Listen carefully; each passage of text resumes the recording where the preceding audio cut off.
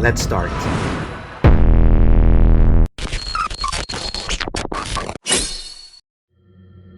Being a mafia also has its evolution and its exportation, and this is where the famous train of Aragua, Tren de Aragua, started. Let's talk a little bit about the origins. As the economy reached 1,000,000% in inflation, that's right, 1,000,000% in inflation, a new shadow rose, the Tren de Aragua, born in the Tocaron prison. We have to distinguish that this was just not a simple gang. It was a stable, state-sponsored criminal franchise. At 7.7 million Venezuelans led the country to find basic needs, utilities, work. The regime allegedly saw an opportunity. And what was this opportunity? To cleanse the prisoners being released and send them in across borders, similar to what Cuba did with the Marianito. And they spread from the streets of Santiago de Chile all the way to the suburbs of Chicago. The Tren de Aragua has become a brand of terror. Now, this isn't just a Venezuelan problem. It's a hemispheric security crisis. When a government uses a gang as a tool of asymmetric warfare, the concept of public safety vanishes for everyone, regardless of what countries you live in. Think about it as a virus that spreads through a body. That's exactly the mechanism that the Venezuelan regime used to procreate terror in all the Americas. And this is not all the issue that Venezuela created for itself, or the Venezuelan regime did. They started to sell oils and their product goods to the U.S. enemy. And while the U.S. imposed sanctions, heavy sanctions, what did Maduro do? He looked east. Remember, we talk about enemies or allies. Maduro looked for allies. He turned to Iran, Russia, and China, trading black gold for black market survival. And also, let's think about the repercussions by selling to the United States' primary adversaries.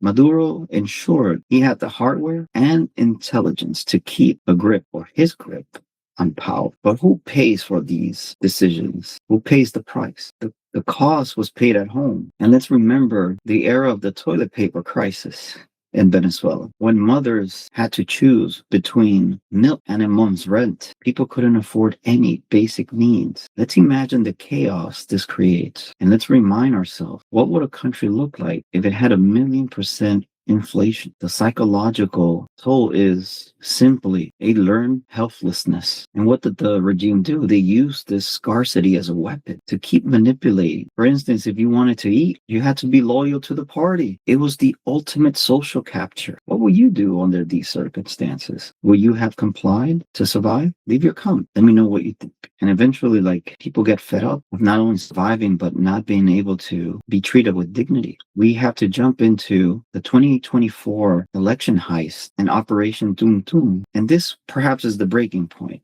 That 2024 election, the world watched a masterclass in electoral fraud and did absolutely nothing. The opposition to the regime, led by Maria Corina Machado and Edmundo Gonzalez, proved they have won by a landslide of 80% the voting receipts. 80%.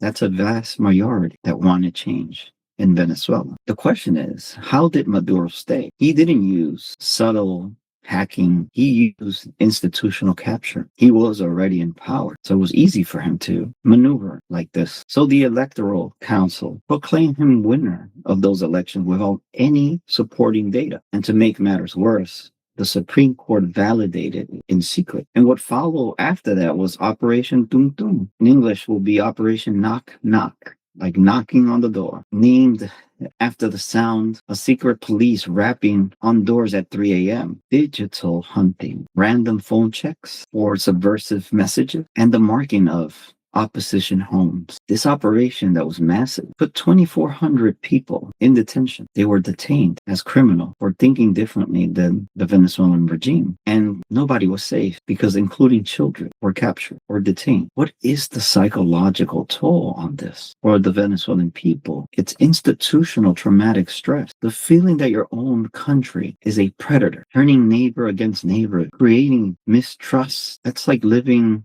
in a house with somebody that can stab you at any minute, and indeed does stab you. This is what the Venezuelan people were dealing with psychologically every day. What will you do if you live with that kind of fear? And what you consider once a safe place. And this also brings me into this metaphor that I want to share with you, because I understand a lot of people have opinions about this whole issue and the capture of Maduro, but hear me out and you give me your thoughts at the end. I want to see if I'm able to plant the seed about the right and wrong of the capture of a narco dictator. Let's use this metaphor as the upstairs neighbor. And what is the price of intervention? Let's explain this geopolitical tension with this metaphor. Let's imagine a neighborhood where one resident is being brutally beaten inside and robbed inside their own home. They cry out for help every day, night after night. The other neighbors hear the scream. They whisper to each other, someone should do something.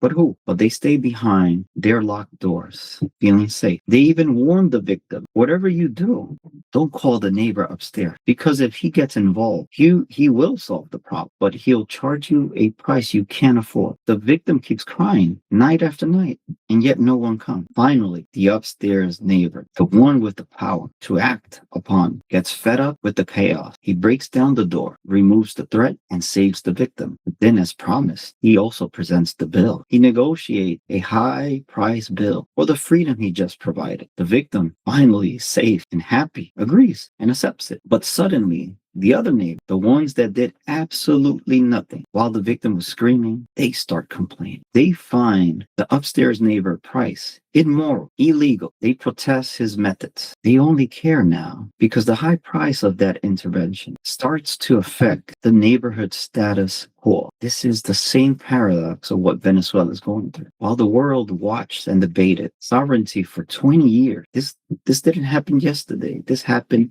20 years. There were 20 years of opportunities to do something different. The screens were ignored. Now that the upstairs neighbor, the powerful neighbor, has stepped in and fixed the problem or removed the problem or the threat in this case, the critics are loud. Let's remember that the critics don't act. They talk, they speak, they provide opinion, and very little of them act upon. The question is, where were the critics when the door was still locked and the victim was still screaming for help? And this brings me into another topic that I wish you value and appreciate, is that does diplomacy works for everything? Sometimes there's a diplomacy delusion. The question is, can you negotiate with a terrorist, with a predator? Because we often hear that diplomacy is the only civilized path, but is it effective all the time? Is it the only solution? But history also offers a haunting mirror. In 1938, Neville Chamberlain believed he could negotiate with Adolf Hitler to ensure peace for our time. History proves that he was wrong. It's very difficult to negotiate and believe a narcissist psychopath in power. They will often lie. They wouldn't care about the well-being of anyone else besides their own. And we should ask ourselves, why didn't it work? Because diplomacy works on the assumption of good faith, good people. When one party sees power as a shield against a life sentence in a U.S. prison, diplomacy becomes a stalling tactic. Maduro has used dialogue in Mexico and Barbados, not to find a solution, but to buy time, to continue to fracture the opposition and wait for the world to lose interest. This leads us to the ultimate moral dilemma. Is it right or wrong to stop a narco dictator by force? And let's consider that under international law, sovereignty is sacred. It's something nobody should touch. But under the Noriega president in Panama, the argument became, what happens when a leader becomes a narco terrorist? Is he still a president or is he a narco terrorist? As we see,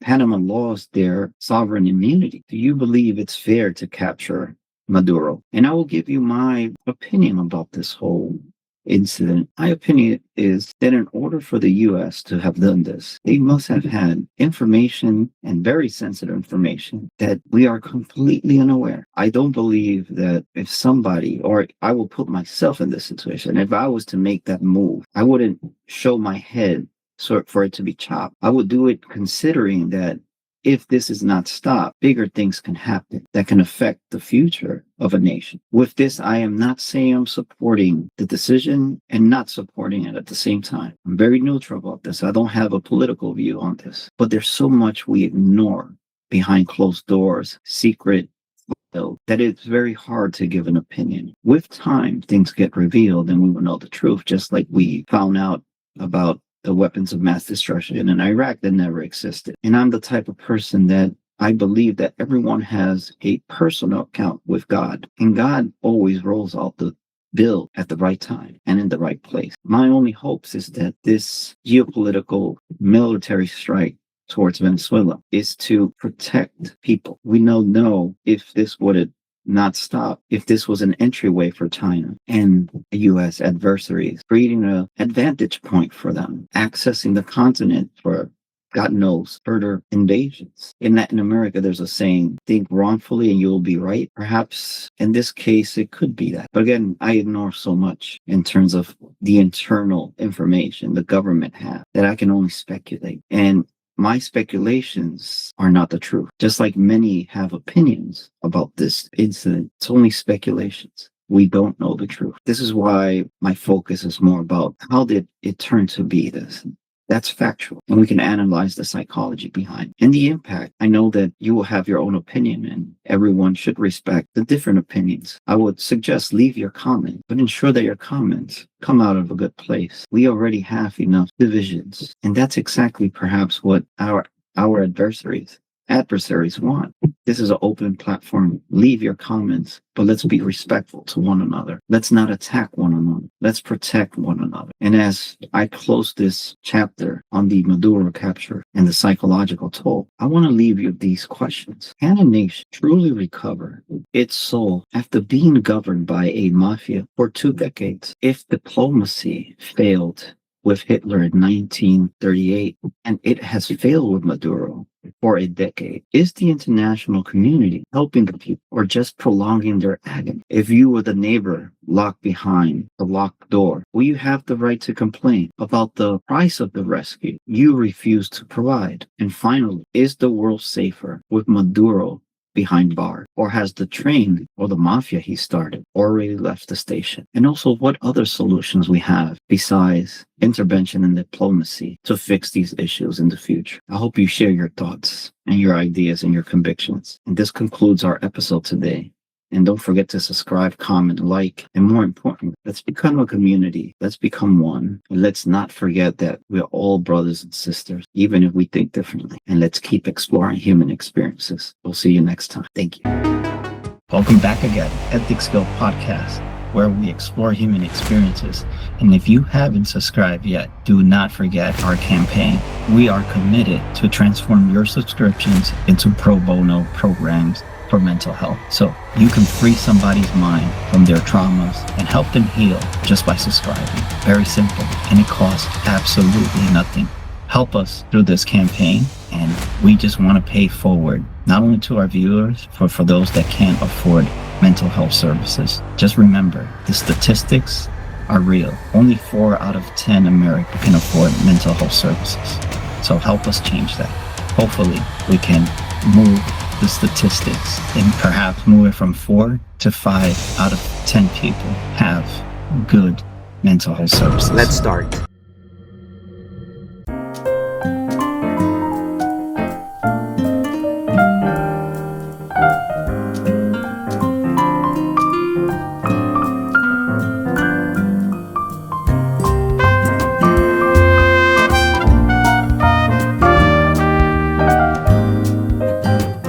To the success of the Unity Brunch, may we continue moving forward together.